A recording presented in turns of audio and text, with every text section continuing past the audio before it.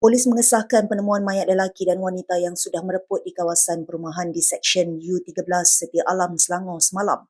Ketua Polis Daerah Shah Alam Assistant Commissioner Ramzi Embul berkata, hasil siasatan awal di lokasi kejadian mendapati tiada unsur jenayah memandangkan rumah yang disewa mangsa wanita terbabit masih teratur.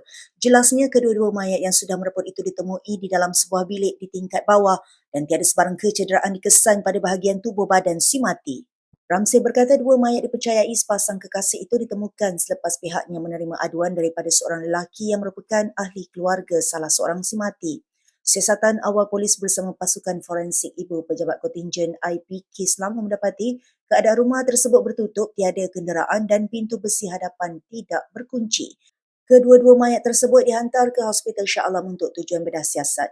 Setakat ini, siasatan dibuka di bawah laporan mati mengejut SDR dan kertas siasatan akan diambil alih oleh Ketua Polis Balai Seksyen 6.